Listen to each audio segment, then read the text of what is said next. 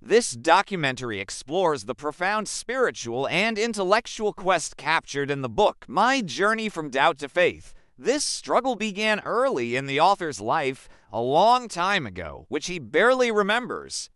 He might have been 13 or 14, or perhaps even younger, when he began questioning the very nature of existence. The path to certainty was not a short one. It required decades of immersion in books, intense reflection, and a deep, continuous dialogue with the self. Early in this journey, the author was swayed by the tangible achievements of science. His rational mind began to reject the concept of innate faith. Science seemed to hold all the answers, confirming a purely materialist worldview by achieving monumental feats like harnessing electricity and conquering the sea and the sky. This powerful perspective led him to believe that true knowledge could only be what our senses can perceive. The triumphs of industry and technology appeared to leave no room for the unseen, suggesting that the physical world was the only reality that mattered. This over-reliance on reason pushed faith into the background, making it seem like an outdated idea in a world illuminated by scientific discovery. But is the material world all there is? The author argues that the soul is a higher reality, the true self that rules and judges the body, not just a byproduct that dies with it. This eternal self is the real constant in our lives. He beautifully describes the soul as the center around which our temporal events revolve, fixed in its place, neither moving nor ceasing to exist. Think about it. A man runs in a circle representing time, but the point at the center remains stationary. That center is the soul. We even see hints of this in medicine. A physical injury to the brain doesn't always directly or entirely correlate with memory loss or psychological damage, which suggests the spirit operates independently of the physical body. It's an enduring essence that transcends our fleeting, material existence. And if we look beyond ourselves, the universe reveals a perfect, undeniable order.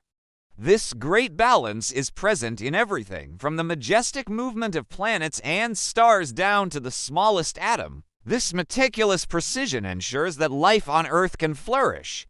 For example, our planet's rotational tilt of about 23.5 degrees, not 33, is perfectly calibrated to create habitable zones and the seasons we depend on. This incredible order confirms the divine words, and he created everything and determined it with precise determination. Our own bodies are a testament to this balance, constantly maintaining a temperature of 37 degrees Celsius and managing countless complex chemical processes. Every part of creation, from the cosmic to the microscopic, operates with flawless precision. This leads to a difficult question. If there is a perfect order, why is there suffering? The author asserts that justice is inevitable and the cosmic order is ultimately devoid of chaos.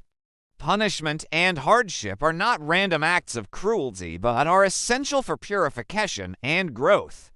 Think of raw steel. It must be forged in fire to be refined into a strong, useful object. Addressing the common philosophical objection to divine justice, the author poses a challenging question. Does God, for instance, love the oppressor?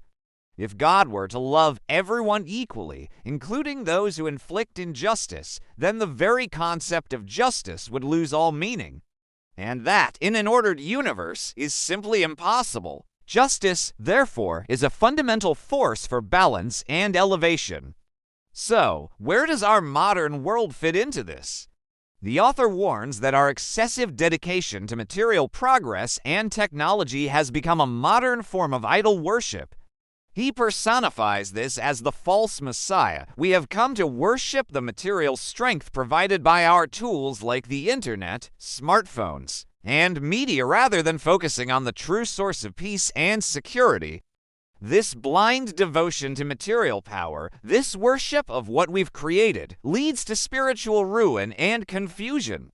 It's symbolized by the constant conflicts, anxieties, and fears that plague our hyper-connected, yet spiritually disconnected, world.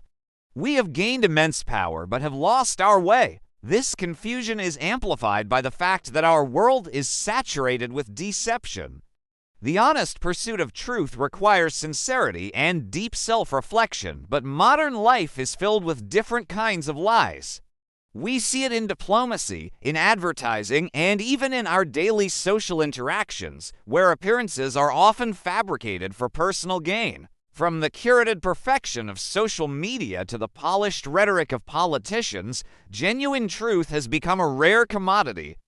The author confronts us directly with a powerful question: where, then, is the truth? In a world where everyone seems to be putting on a mask, finding authenticity has become one of our greatest challenges. Ultimately, the highest level of certainty doesn't come from endless logical debate or scientific proof alone. It comes from trusting the heart's innate inclination, the fitra, which provides guidance that transcends mere reason. This natural disposition is the internal compass that always points toward truth. It's a deep, intuitive knowing that we are all born with. The path to this certainty requires turning toward God, as the Quran says, and worship your Lord until there comes to you the certainty. This profound certainty is the final refuge, a state of peace that surpasses all fears, including the fear of death and decay.